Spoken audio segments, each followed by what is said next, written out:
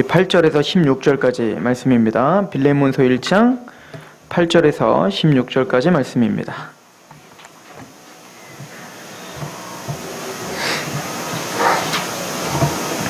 빌레몬서 1장 8절에서 16절까지 말씀.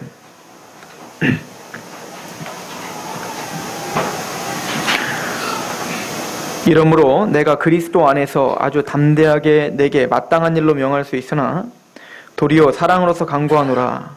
나이가 많은 나 바울은 지금 또 예수 그리스도를 위하여 갇힌 자 되어 갇힌 중에서 낳은 아들 오네시모를 위하여 내게 간구하노라. 그가 전에는 내게 무익하였으나 이제는 나와 내게 유익함으로 내게 그를 돌려 보내노니 그는 내 신복이라. 그를 내게 머물러 있게 하여 내 복음을 위하여 갇힌 중에서 내 대신 나를 섬기게 하고자 하나 다만 내 승낙이 없이는 내가 아무것도 하기를 원하지 아니하노니 이는 너의 선한 일이 억지같이 되지 아니하고 자의로 되게 하려 함이라. 아마 그가 잠시 떠나게 된 것은 너로 하여금 그를 영원히 두게 함이리니 이후로는 종과 같이 대하지 아니하고 종 이상으로 곧 사랑받는 형제로 둘 자라. 내게 특별히 그러하거든 하물며 육신과 주 안에서 상관된 내게랴. 아멘. 우리 잠시 기도합니다. 하나님, 우리가 거룩한 하나님의 말씀 앞에 섭니다. 우리의 생각과 마음과 우리의 의지를 겸손케 하여 주시고 특별히 전하는 입술을 겸손케 하셔서 하나님 말씀이 말씀답게 선포되게 하시며 그 선포된 말씀이 듣는 하나님의 백성들의 마음과 귀가 열려 인쳐지고 적용되며 그 말씀을 추적할 수 있는 능력이 있게 하시옵소서. 이 귀한 시간도 하나님께 위탁하오며 예수 그리스도의 이름으로 감사하며 기도합니다. 아멘.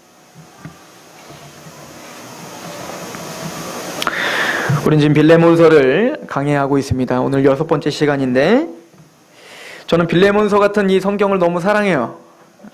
왜냐하면 짧기 때문에 그렇습니다. 그런데 우리가 지금 이 짧은 한 장을 갖고 6번째 강해를 하고 있어요. 그 얘기는 뭐냐면 짧지만 그 안에는 성경 전체에서 말하고자 하는 아주 중요한 이야기들이 함축되어 들어있다는 얘기입니다.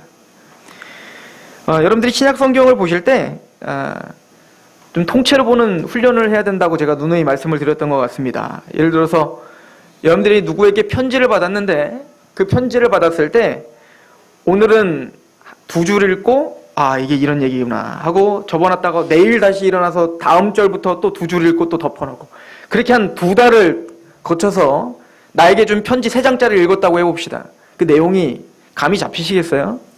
편지라는 것은 한 번에 처음부터 끝까지 싹 읽어야 지금 이 편지를 쓰는 저자가 어떤 내용을 무슨 의미로 우리에게 주는지를 알 수가 있죠. 그래서 매일매일 큐티하는 것도 좋지만 여러분들은 성경을 통째로 읽는 거, 빌레몬서 하나를 다 읽고 빌립보서 읽고 마태복음 읽고 이렇게 읽어서 도대체 이 성경이 나에게 어떤 이야기를 하고자 하는가 그 맥과 줄거리를 여러분들이 끊임없이 생각하면서 고민하면서 성경을 보는 때 여러분들이 더 큰 은혜가 있을 줄로 믿습니다. 그래서 빌레몬서를 사랑하는 거예요. 몇 번이고 읽을 수 있잖아요. 그죠? 이 빌레몬서는 우리에게 중요한 메시지들을 우리에게 주는데 저는 오늘 그 중에 하나 특별히 우리의 삶에 있어서 우리의 직업, 우리의 학생이면 학생, 또 우리에게 처해진 그 환경, 주부면 주부, 그 일을 통해서 하나님은 영광받기를 원하시고 하나님은 그 자리에서 예배자가 되기를 원하신다는 메시지를 오늘 같이 상고해 보려고 합니다. 우린 장로교를 다니고 있어요. 그죠? 저는 장로교 목사고 여러분들은 이제 장로교 성도입니다. 특별히 장로교는 가장 유명한 사람이 칼빈이죠. 전 칼빈. 근데 그 칼빈이 제가 예전에 중학교 때 사회 시간에 세계사 시간에 배웠던 걸로 보면 칼빈을 배울 때 2가지를 달달달달 외웠던 게 기억이 납니다. 뭐냐면 예정론과 직업소명론. 이 2가지를 달달달 외웠던 기억이 나는데 그래서 칼빈 하면 또 장로교 하면 떠오르는 2가지는 바로 예정론과 직업소명론입니다. 근데 예정론은 우리가 강해를 하고 성경을 통해서 우리가 알지만 많이 오해를 하고 있어요. 예정론에 대해서 오해를 하기 때문에 장로교를 공격하는 많은 이야기들 중에 그 이슈가 되는 것 중에 하나가 바로 이 예정론입니다. 또 하나는 이 직업소명론입니다. 그런데 저희가 보기엔 이 예정론이나 직업소명론 이게 칼빈이 진짜 말하는 핵심이 아니라 그 예정론, 직업소명론이라고 하는 이 교리가 생기기에는 바로 하나님의 절대 주권을 인정하는 그 핵심이 있는 거예요.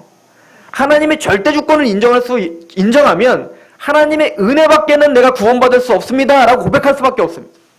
하나님의 절대 주권을 우리가 인정하다 보면 내가 지금 처해 있는 환경과 모든 고난과 모든 상황들에서 이겨낼 수 있는 힘이 있는데, 그게 왜 그러냐면 어쩌다 보니 우리가 이 상황에 처해진 게 아니라 장중에, 하나님의 장중의 손에, 하나님의 커다란 섭리의 손에, 능력이 있고 지혜가 많으신 하나님이 우리를 붙잡고 계시는 그 손에 오늘 그 고난이 있고 고통이 있다는 사실을 우리가 발견할 때 우린 그래서 소망이 있는 거예요. 왜냐하면 인간적으로 생각할 때는 암담합니다.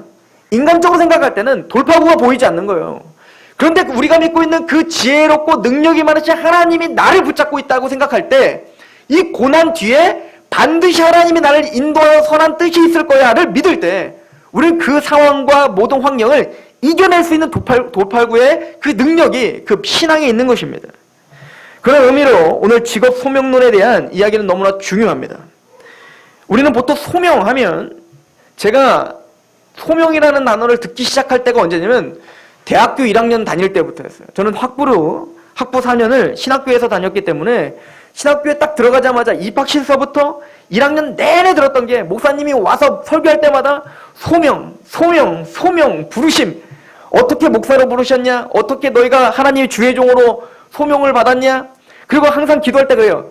선지동산에 우리를 불러주셔서 너무나 감사합니다. 그래서 신학교를 선지동산이라고 이야기해요. 뭔가 특별한 임무, 뭔가 특별한 하나님의 부르심에 있는 사람들, 거룩한 땅. 그래서 막 신학교에 가서 막 거룩한 땅이 하면서 막 눈물 흘리고, 이게 기억이 납니다.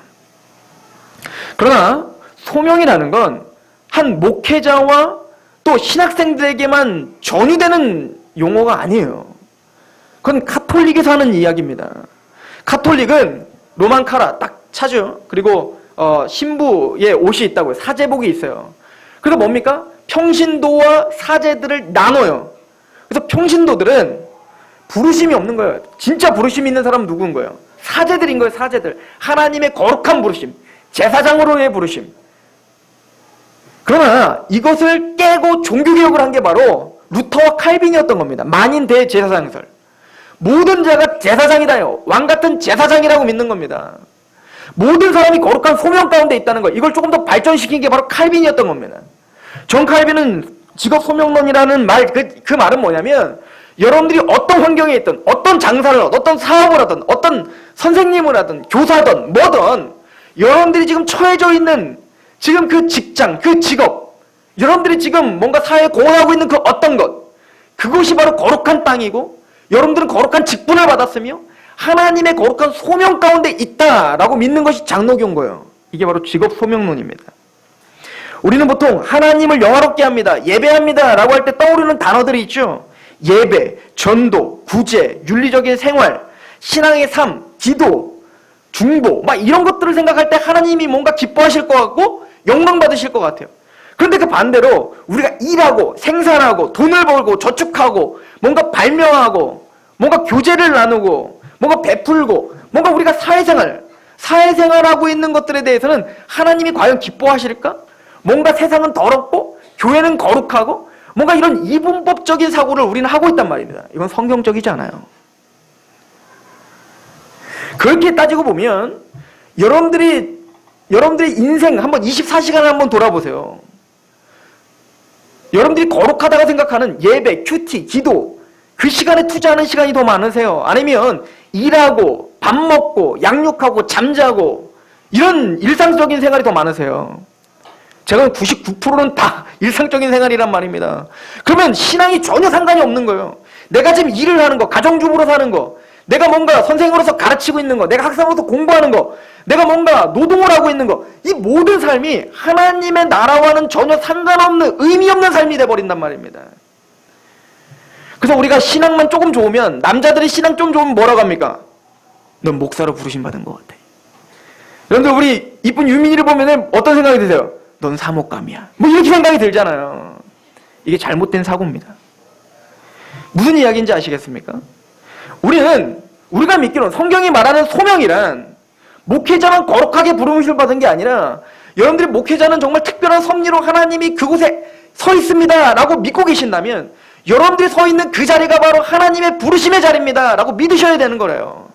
근데 중요한 건 하나님의 부르심과 거룩한 하나님의 영광과 내 일이 이게 갈등이 생기는 거예요.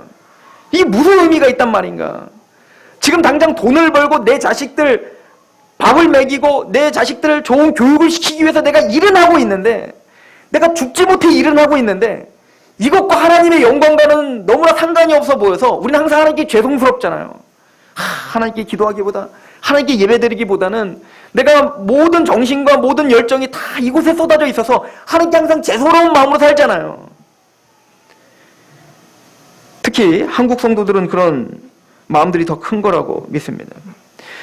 낸시 피어스라고 하는 아주 유명한 저자가 아주 두꺼운 책 하나를 썼어요. 완전한 진리라고 하는 책을 썼는데, 그 두꺼운 책 하나 전체가 다 뭔 얘기를 하고 싶은 거냐면, 지금 기독교가 너무나 가난한 성경적 지식을 갖고 있다는 거예요. 그래서 교회에 와서 뭔가 봉사하고 뭔가 할 때는 하나님의 나라의 일을 하는 것 같은데, 대부분의 삶을 살고 있는 나의 일상에서는 전혀 하나님과는 상관없는 삶을 살고, 그리고는 교회에 와서 눈물을 흘리며 죄송합니다, 이것이 신앙이라고 착각하고 산다는 겁니다. 그렇지 않습니다. 하나님은 여러분들을 그 자리로 불러주셨습니다. 모두가 목사하면 안 돼요. 모두가 사역자하면 안 된다고요. 제가 항상 말씀드리죠. 저는 이거 농담 아닌데, 전 진지하게 성경을 연구해보고 저 자신과 또 임상실험결과 목회자들보다 여러분들이 상급이 더 클 겁니다. 제가 항상 말씀드리죠. 저는 제가 좋아하는 거 하면 됩니다. 여러분들이 좋아하는 거, 항상 갈망하는 거, 기도하고 말씀 보고 책 보고 하나님의 진리를 깨달아 그 진리를 마음껏 선포하고, 저는 하루 종일 그거 합니다. 전 너무 기쁘죠. 여러분들이 원하는 거잖아요. 책 보고 기도하고 예배하고 하나님 앞에 그렇게 살고 싶습니다. 누가 돈 다 벌어다 주고 막, 그죠? 근데 전 그거 해요. 그리고 거룩한 척 합니다. 그랬더니 우리 성도들이 저를 너무 사랑해줘요. 제가 어디 아플까? 제가 제일 젊은데 제가 제일 걱정스러워. 그래서 뭐가 어디 아플까봐 항상 전화하고 뭐 맛있는 거 있으면 저 챙겨주고요. 저 그러고 살아요. 그러니 제가 하늘에 상급이 있겠냐 말입니다. 그러나 여러분들은 다르잖아요. 누가 알아주지도 않고 누가 여러분들 칭찬해주지도 않는데 그 자리에서 힘든 삶을 살아내면서 거기서 하나님의 말씀도 읽어야 되고 힘들어 하나님께 목이 놓아 기도도 해야 되고 그곳에서 하나님의 빛을 발하는 삶을 살아내야 된단 말입니다.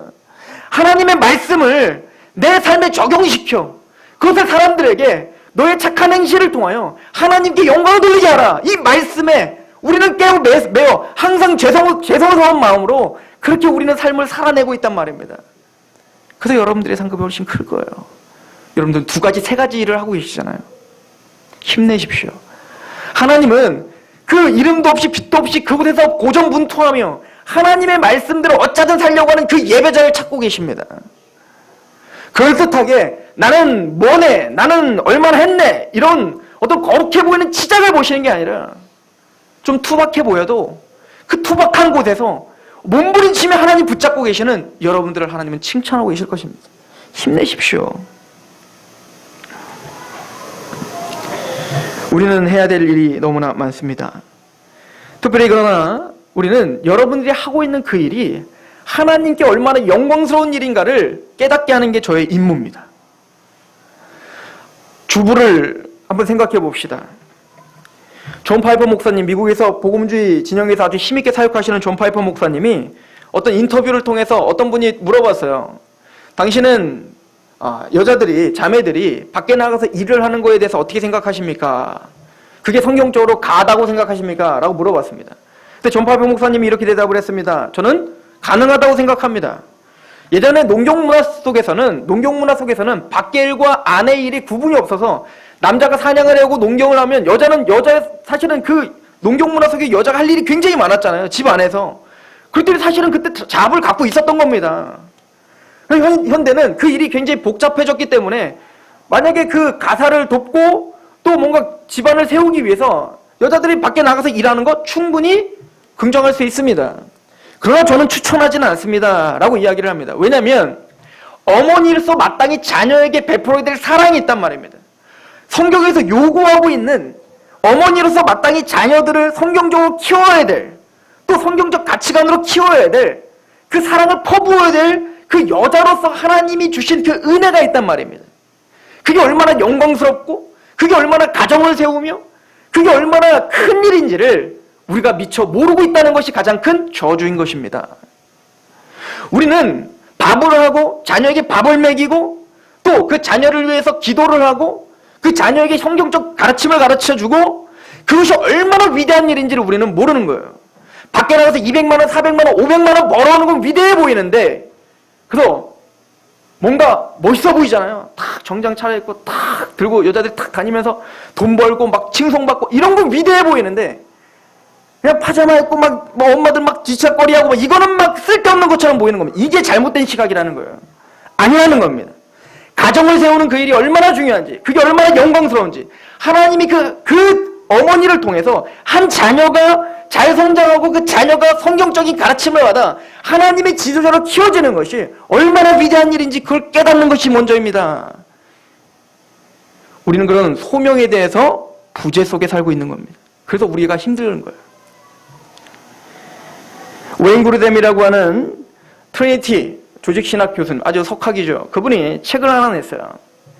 비즈니스 포 글로리 오브 갓, 즉 하나님의 영광을 위한 비즈니스, 사업. 우리는 사업과 하나님의 영광과는 전혀 상관이 없는 것이라고 생각을 하는 겁니다. 근데 그 웨인 그루뎀 그 교수님이 한 예를 듭니다. 이렇게 생각을 해보자는 거예요. 만약에 바울이 오늘날 시대에 딱 살았는데 여러분들 집에 초청을 받은 겁니다. 근데 여러분들 집에 갔더니 아니 갑자기 수도를 딱 틀 때 수도에서 물이 콸콸콸콸 나오는 겁니다. 그럼 바울이 그걸 보고 어떻게 반응했을까요? 오 하나님, 너무 놀랐습니다. 아니 어떻게 물을 틀었는데 거기서 물이 콸콸콸콸 나온단 말입니까? 아 이거 모르세요? 이 수도하고 이 수도공사에서 다 해가지고 거기서 펌프해가지고 다 이렇게 나오는 거 이거 모르세요? 오 하나님 너무 감사합니다. 이렇게 편리하게 하나님의 자원을, 하나님의 놀라운 자원을 하나님의 형상대로 지음받은 하나님의 백성들에게 이렇게 쉽게 물이 공급될 수 있게 하는 지혜를 주셔서 감사합니다. 아마 모든 것이 다 하나님의 영광이 될 것이라는 겁니다. 우리는 우리의 일들에 대해서 우리 직장에서 큐티 모임을 하고 그 직장에서 내가 성경책을 펴놓고 이것을 해야지만이 하나님의 일을 한다고 생각하는 거예요.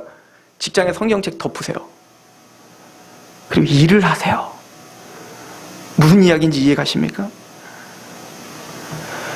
직장에서 내가 하고 있는 그게 무엇인지 그 일은 반드시 사람에게 유익이 되게 될 것입니다. 그 일을 하지 않으면 누군가는 뭔가 불편한 일이 생길 거란 말입니다. 그러면 그렇게 의미를 부여하셔야 된단 말입니다.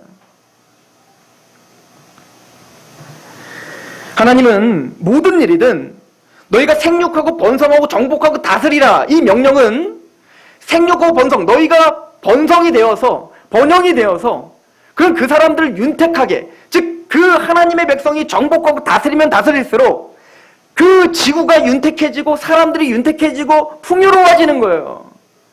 그 하나님의 명령인 것입니다. 여러분들이 지금 일을 하고 있는 것은 노동과 저주의 대가가 아니라 하나님이 주신 축복이라는 사실을 믿으시기 바랍니다. 이게 중요해요. 우린 그런 고민들을 할 때가 된 거예요. 교회 와서 봉사하는 것이 하나님의 일만이 아니라, 물론 하나님의 일이죠. 그것만이 하나님의 일이 아니라 여러분들이 하는 그 일이 하나님의 일이라는 소명감을 가지셔야 돼요. 범죄가 아니라면. 더욱더 윤리적으로 하나님 앞에서 하는 것처럼 그렇게 최선을 다할 때 그게 예배라니까요.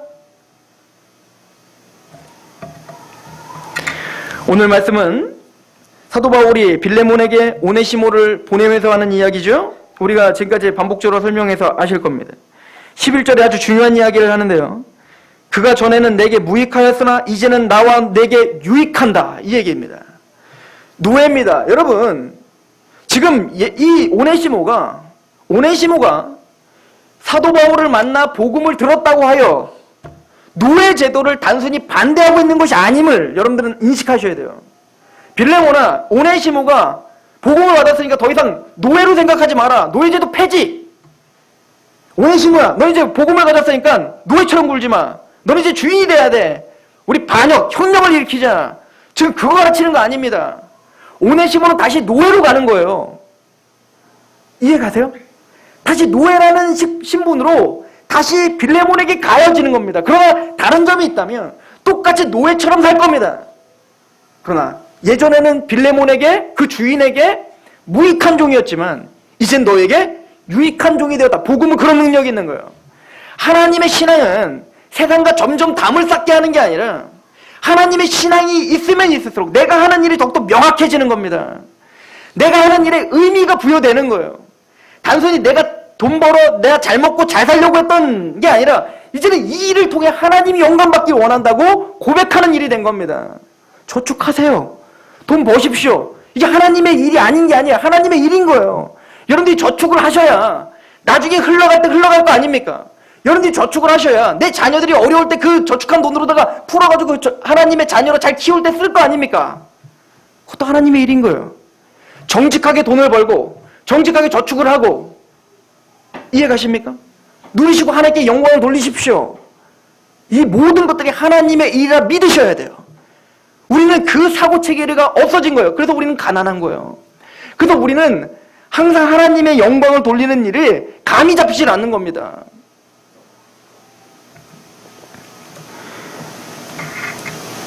뭘 본다, 뭘 체험했다, 뭐가 느껴졌다, 거기에 항상 심취해 있는 한 청년이 있어요. 전화를 하면 여지없이 항상 그러고 살아요. 그리고 항상 고민인 겁니다.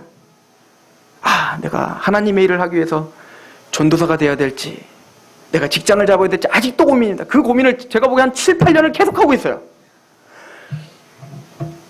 너무 답답해서 그렇게는 전화 받다가 화를 냈어요. 내가 보기에는 형제는 3년 후에 나랑 통화할 때 또 고민하면서 똑같은 거 하고 있다. 아니, 전도사 하겠다는 말 다 집어치우고 좀 일 좀 해. 일해서 돈 벌어. 돈 벌면서 거기서 정말 충성스럽게 일해서 거기서 하나님의 영광을 좀 돌려. 겁나네요. 3년 후에도 또 이런 전화를 할까봐 겁나네요. 로 끊었어요. 저는 한 선교단체를 경험했습니다. 그 선교단체는 헌신, 권리 포기를 굉장히 강요합니다. 그래서 그 선교단체 하나님의 일의 최고봉은 항상 선교예요. 그러니까 모든 일 다 때려치고 선교 나가지 않은 사람은 뭔가 불순종하는 사람들인 거야. 아니요, 성경 그렇게 말하지 않습니다. 사도 바울은 안디옥교회 모든 사람들에게 니들이 다 선교 나가야 된다고 말하지 않습니다. 자기가 나가는 거예요. 왜? 내가 선교사로 부르지 않았으니까. 안디옥교회 사람들은 정말 일하면서 그 자리에서 영향을 끼치면서 안디옥교회를 세워야죠. 우리는 뭔가 진짜 신앙이 뭔지를 착각하며 살고 있는 시대에 살고 있는 겁니다.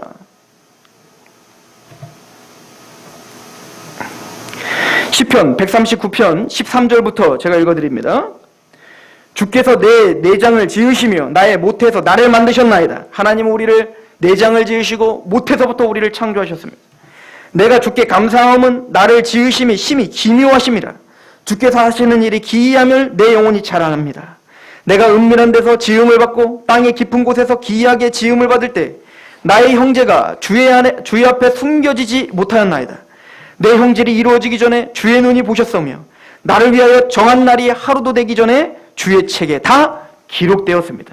하나님은 우리의 형질이 이루어지기도 전에 하나님은 우리의 모든 은사를 아셨고 우리의 형질을 아셨고 하나님은 그 모든 것을 아셔서 가장 좋은 시기에 가장 좋은 곳으로 우리에게 보내주신 거예요. 물론 내가 보기엔 안 좋아서 문제죠.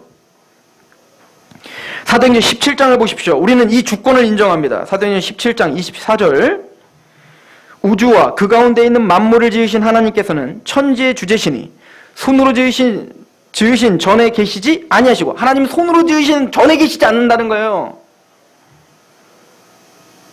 또 무엇이 부족한 것처럼 사람의 손으로 섬김을 받으시는 것이 아니니 이는 만민에게 생명과 호흡과 만물을 친히 주시는 이심이라. 하나님이 우리 덕 보시는 분 아닙니다. 하나님은 주관자고 하나님은 하나님이십니다. 그 하나님은 26절 인류의 모든 족속을 한 혈통으로 만드사 온 땅에 살게 하시고 그들의 연대를 정하시며 거주의 경계를 한정하셨으니 우리가 대한민국 2014년도에 이곳에 사는 것은 하나님이 정하신 거예요. 여러분들이 뭔가 하고 있다면 그 일은 하나님이 여러분들을 부르신 겁니다. 나 일하다가 좀 때려칠 건데 그럴 수 있죠. 충분히 그럴 수 있죠. 이 일이 아니어서 다른 일로 바꿀 수 있어요. 하나님이 지혜를 주시고 더 좋은 게 보인다면 그렇게 하시면 됩니다. 그러나 내가 그 일에 몸담고 있는 동안은 그 말은 그것이 하나님이 주신 일이라는 거예요. 요셉이 그렇게 살았죠. 하나님의 꿈을 봤던 요셉은 그 꿈을 따라서 다닌 게 아니에요. 하나님, 내가 좀 노예로 팔렸네요? 이 노예로 팔렸으니까 하나님, 내가 노예에서 지금 도망가는 게 하나님 뜻입니까? 아니면 여기서 충성하는 게 하나님 뜻입니까?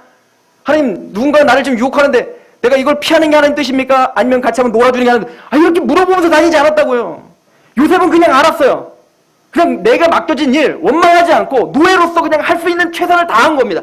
그것이 직업 소명론이에요. 그럼 요셉이 항상 노예로 살던가요? 아니요. 그렇게 최선을 다해서 살고 하나님 앞에 살다 보면 하나님이 다른 곳으로 옮겨주세요. 감옥으로.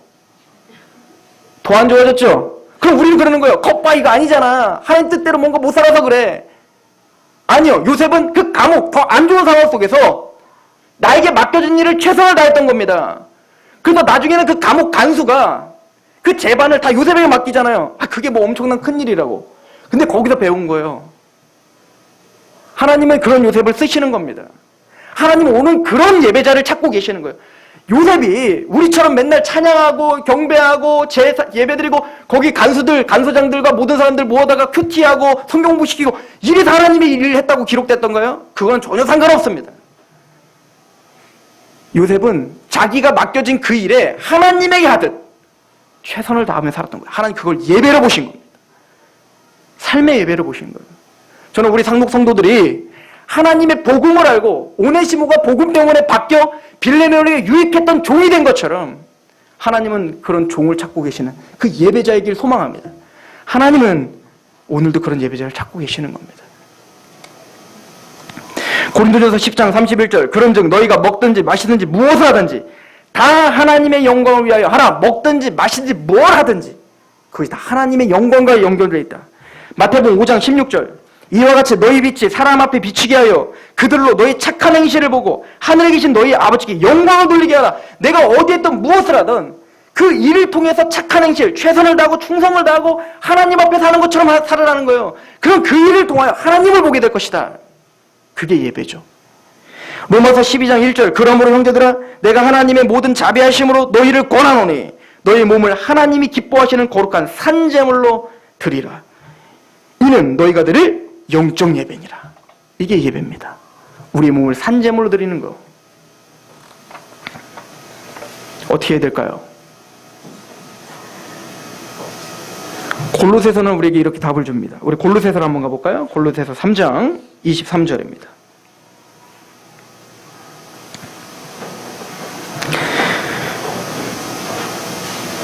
무슨 일을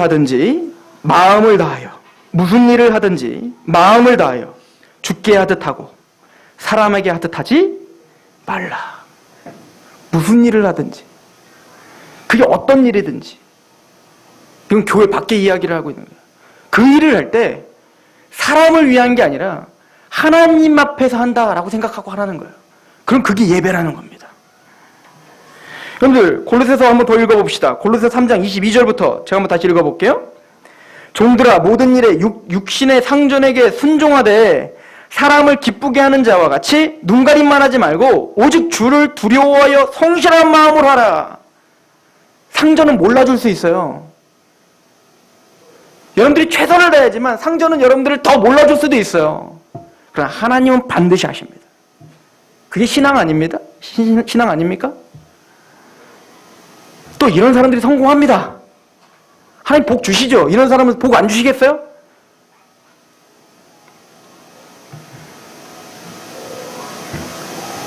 (23절) 무슨 일을 하든지 마음을 다하여 주께 하듯 하고 사람에게 하듯 하지 말라. 이는 기업의 상을 주께 받을 줄 아나니 너희는 주 그리스도를 섬기는. 그러니까 우리가 아무 의미 없어 보이는 그 일상 속의 그 삶을 하나님 앞에서 산다라고 한다면 그 아무 의미 없이 보이는 그 삶을 통하여 하나님은 영원한 상급을 주시겠다는 거예요. 아니 이거는 하나님의 영원한 상급과 전혀 상관없는 줄 알아요. 아니요.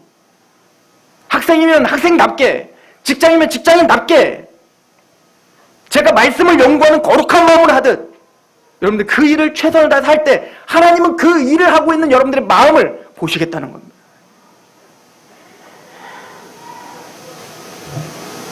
(25절) 불의를 행하는 자는 불의의 보응을 받나니 주는 사람을 외모로 취하심이 없느니라.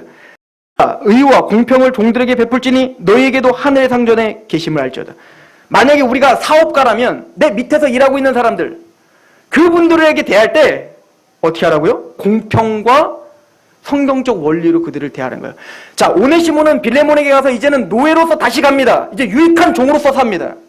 그러나 빌레몬의 입장에서는 이제 상전입니다. 어쩌면 나에게 해를 가했던 그 사람인데 바울은 네가 하나님의 백성이니 이제는 그를 종으로 대우하지 말고 형제로 대우하라. 이건 파격적인 얘기인 거예요. 종과 노예와 주인이 아주 극각으로 있었던 그 시대에 너는 종을 대할 때 형제처럼 사랑하라요. 아주 중요한 원리죠. 사업을 할 때 이 사람은 나를 돈을 벌어주는 도구로 생각하지 말고 그 사람은 나의 형제로 사랑하는 마음으로 종을 부리라. 이렇게 운영하면 성공하겠죠. 얼마나 그 기업이 분위기가 좋겠어요. 우리 교회는 사업가 밑에서 그 일을 돕는 직업도 있으시고 또 오너가 되어서 또 많지는 않지만 많은 사람들을 두고 일을 시키는 사람들도 있습니다. 저는 그런 승정보들을 듣습니다. 그렇게 밑에 있는 같이 일하는 분들을 형제처럼 대우하고 사랑하고 그래서 그 기업이 얼마나 윤택하고 행복한지를 압니다. 또한 힘들고 고통스럽지만 그 밑에서 그 말도 안 되는 일들을 받으면서 너무 힘에 지나도록 일하지만 그래도 그를 위해서 하나님 앞에서 하는 것처럼 그렇게 고전분투하시는 그런 귀한 하나님의 성도들이 있는 것도 압니다. 전 그들을 생각할 때마다 배워요. 목사인 저는 배우는 겁니다. 저는 이론을 설명해 줬을 뿐인데 하나님의 백성들은 그 이론을 그의 삶에 적용하여 사는 것을 통하여 저는 오늘도 배우고 있는 거예요. 우리는 서로 배우는 거죠. 하나님 앞에 그런 승전보가 저와 여러분들에게 있기를 축원합니다. 시편 16편 5절에서 6절 여호와는 나의 산업과 나의 잔의 소득이시니 하나님은 여러분들의 산업과 잔의 소득이십니다. 그리고 나의 분기십니다. 그럼 하나님이 나의 잔의 소득이고 분기신 걸 어떻게 하나님께 고백하며 살죠? 6절 내게 줄로 재어준 구역은 아름다운 곳에 있으며 나의 기업이 실로 아름답습니다. 하나님이 오늘 나에게 맡겨주신 그 기업, 나에게 맡겨주신 그 일이 참으로 아름답습니다. 하나님의 지혜 가운데 나를 깎고 계시는 도구요, 나를 윤택하게 하는 도구요, 영적으로 나를 성숙하게 하는 도구요, 하나님 앞에 몸부림치며 겸손케 하는 도구요. 그게 무엇이든 여러분들의 가정과 여러분들의 교회와 여러분들의 기업과 여러분들이 있는 그 상황이 하나님 앞에 예배가 되는 기회가 되길 축원합니다. 이게 복음 가진 자의 세계관이에요. 그 세계관으로 승리하십시오. 우리 같이 승리하며 하나님을 배워갑시다. 기도하겠습니다. 하나님, 우리는 오늘 빌레몬서를 통해서 노예로서 힘든 그 삶을 살아가는 이 오네시모를 다시 빌레몬에게 보내며 사도 바울은 이제 유익한 종이 되라, 이젠 유익한 종이 되었다, 이렇게 선포하고 계십니다. 하나님께 영광을 돌릴 뿐 아니라 그렇게 하나님께 영광을 돌리는 삶을 살며 사람들을 윤택하게 하고 복의 통로로서 사람들에게 사랑을 받고 유익하게 하는 그런 귀한 하나님의 일꾼들로 세워주셨사오니 주여, 우리의 기업이 참으로 아름답습니다. 우리의 눈을 다시 뜨게 하시고 영적인 눈을 통하여서 이 기업을 하나님의 예배의 처소로 바꿀 수 있는 그런 영적 실력과 그 능력이 우리에게 있게 하옵소서. 예수 그리스도의 이름으로 감사하며 기도합니다. 아멘. 찬양합시다.